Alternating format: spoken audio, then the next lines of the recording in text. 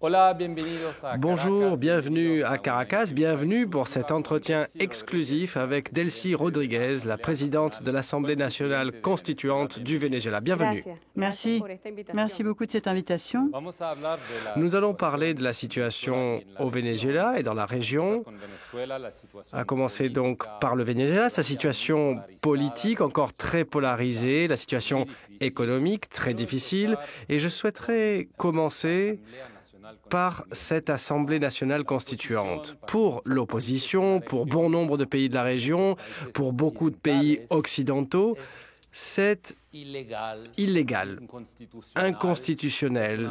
C'est une façon de concurrencer l'Assemblée nationale dominée par l'opposition. Quelle est votre réponse? Je veux vous dire une chose. L'Assemblée nationale constituante a été convoquée par le président de la République précisément pour apporter une paix durable et profonde à notre pays, le Venezuela.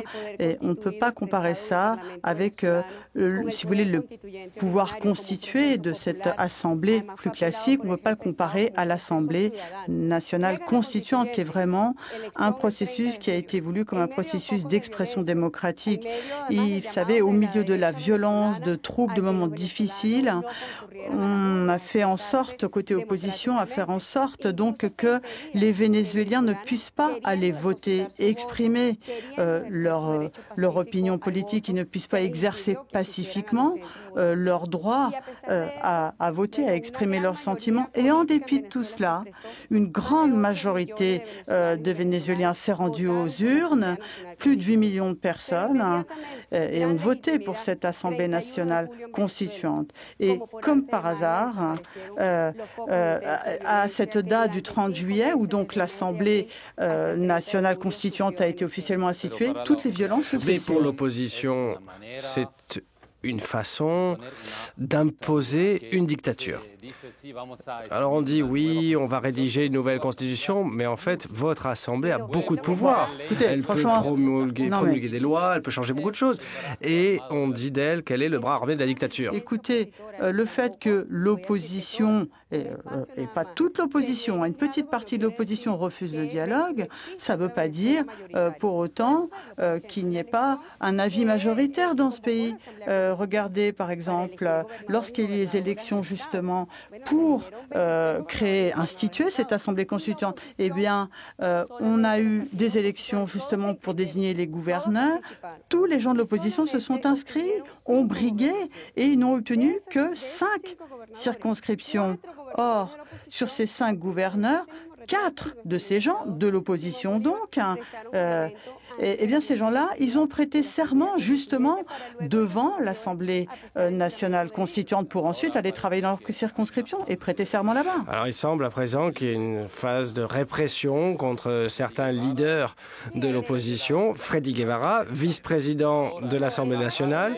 Non, il n'est pas vice-président de l'Assemblée nationale, il est député. Et je vais même vous dire autre chose. Mais il se trouve dans l'ambassade du Chili et se plaint d'une persécution politique. Vous voyez, pendant 5 mois quand même, et je vais dire les choses très clairement, les Vénézuéliens, nous nous sommes levés tous les jours en voyant la tête de Freddy Guevara qui appelait sur les barricades, qui appelait à faire de la violence.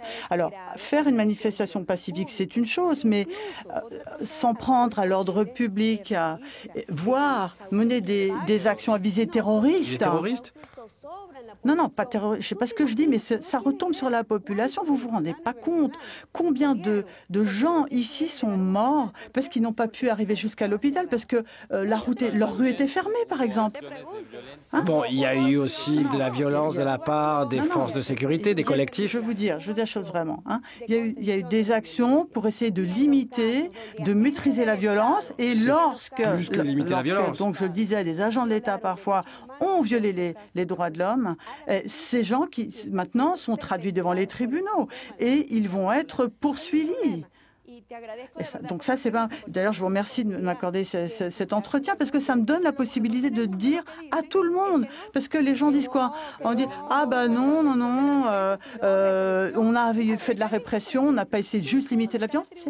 Non, c'est ce que j'entends. Non, c'est pas moi, c'est les organisations de défense, le haut commissaire aux droits de l'homme des Nations Unies. Justement, eh bien, il ne voit pas les grandes violations, par exemple en Palestine, des droits de l'homme. Il ne les voit pas, celles-là. Mais non, je vous assure, il ne les voit pas. Lui a même parlé de crimes contre l'humanité possibles. Vous savez pourquoi est-ce qu'il a disparu, l'ancienne commission des droits de l'homme des Nations Unies? Vous savez pourquoi elle a disparu? Mais parce que, justement, elle faisait le tri politique des violations des droits de l'homme. Et cette commission actuelle, eh bien, si elle s'engage sur ce chemin, qui continue à utiliser les droits de l'homme pour s'immiscer dans les affaires des États et qu'elle reste affiliée à ces grandes unités impérialistes, ça va finir pareil. Je souhaite parler des sanctions. Les sanctions des États-Unis, puis maintenant de nouvelles sanctions du Canada, viendront des sanctions de l'Union européenne. Le président d'Argentine, Mauricio Macri, a déclaré, et c'est le premier chef d'État latino-américain à le faire, qui a dit donc qu'une bonne idée serait d'impliquer un embargo total sur les exportations pétrolières du Venezuela. Moi, je dirais qu'une bonne chose pour le peuple argentin, par exemple, ça serait qu'ils n'apparaissent pas dans des paradis fiscaux comme c'est le cas. On le voit quand même, que ce soit les Panama Papers, par exemple. Moi, je pense que ça serait bien pour le peuple argentin. Et puis, pour le Venezuela, personne n'a à s'occuper des affaires, à s'ingérer dans les affaires intérieures du pays.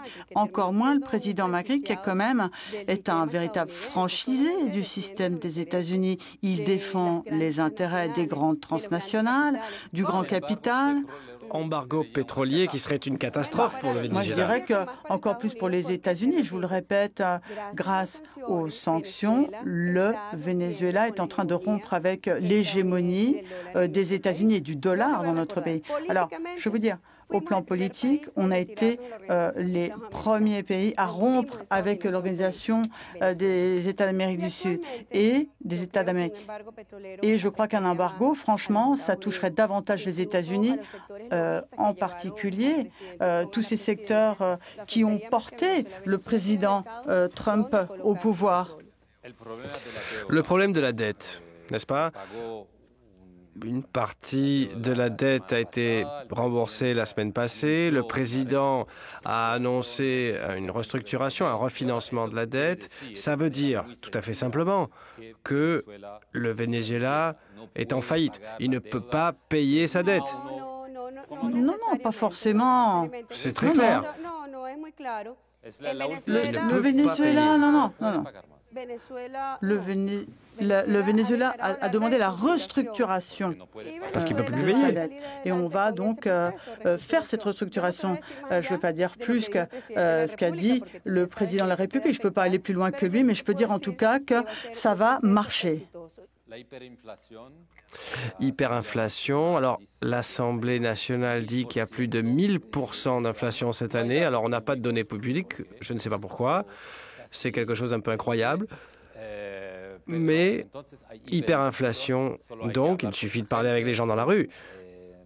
Ils n'y arrivent plus. Moi, ce que je vous dis, c'est que oui, il y a de l'inflation. Hyperinflation. Certain, mais elle est induite par certains secteurs économiques qui sont marqués par tout ce plan de restructuration. Mais on ne peut pas...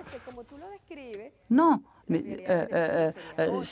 notre réalité serait différente. La réalité des Vénézuéliens est très difficile, très difficile. Et il faut quand même essayer de comprendre la situation. On écoute la BBC, on n'écoute pas ce que dit le peuple du Venezuela quand même. On écoute les gens et les gens disent que c'est très difficile d'obtenir du liquide, des médicaments, etc. Oui, mais d'accord, mais... Bien sûr, lorsqu'on a une économie qui dépend exclusivement du pétrole, c'est une erreur. Il aurait fallu se diversifier. Je vais vous dire s'il y a une erreur. Et c'est que, si vous voulez, qu'on n'ait pas accepté la Constitution, ça aurait permis de diversifier l'économie. Parce que nous nous retrouvons dans une situation de vulnérabilité. Il ne faut pas oublier que lorsque Obama a décidé de baisser le prix du pétrole pour affecter notamment la Russie, nous avons été touchés. Je veux parler de la situation humanitaire. Vous avez répété à plusieurs reprises qu'il n'y a pas de crise. Parce que la situation humanitaire, elle ne pose pas de problème. Il faut lire le droit international humanitaire. Il est clair comme l'eau de roche. Juste une information. Caritas, organisation liée à l'Église catholique, a fait état dans un rapport de 300 000 enfants qui courent le risque de mourir de malnutrition dans un pays aussi riche que le Venezuela. Mais vous savez, Alors, il y a beaucoup d'autres indicateurs très mauvais. Vous savez ce qu'a dit l'Église catholique, parce que je dois dire que pendant ces 5 mois de violence qu'on a vécu dans ce pays, les gens qui vraiment ont été au milieu, qui ont vécu cette violence, et ensuite ils allaient voir à l'église et ils se faisaient donner la bénédiction. Tout ça, c'est des mensonges. Non, quand même. Il y a 8 millions d'enfants qui, chaque jour, reçoivent donc à l'école ou dans les centres où ils sont accueillis. Ils ont les 3 repas par jour, un petit déjeuner, un déjeuner, un dîner. Donc ce sont des mensonges? Mais s'il manque des médicaments, s'il manque des aliments, pourquoi ne pas demander de l'aide par honte? Je dirais qu'il y a manipulation. On fait tout pour essayer ensuite de justifier une intervention internationale. Ici, je vais vous dire, en 2015... Mais intervention de quel type? Militaire? Je vous facilite le travail. En octobre 2015, le général John Kelly, qui était commandant des forces armées des États-Unis, disait que si au Venezuela, il y avait une situation de crise humanitaire, alors les États-Unis interviendraient militairement. Je fabule pas. Vous ne fabulez pas? Et il est vrai que le Venezuela est menacé d'intervention militaire. Vraiment? Je cite le général Kelly qui l'a dit à l'époque. Et si vous voulez, c'est pour ça qu'ils essaient d'échafauder, d'inventer une situation humanitaire qui poserait problème ici pour se justifier, pour intervenir. C'est n'importe quoi. Et je peux vous dire que ce que fait le président Maduro ici, c'est justement, il fait de la prévention pour éviter de voir arriver ce type d'intervention, parce que si le Venezuela fait l'objet d'une intervention militaire, tout le continent sera affecté. Merci beaucoup. Merci beaucoup, mesdames et messieurs. Il s'agissait d'un entretien exclusif avec Delcy Rodriguez, présidente de l'Assemblée nationale constituante du Venezuela.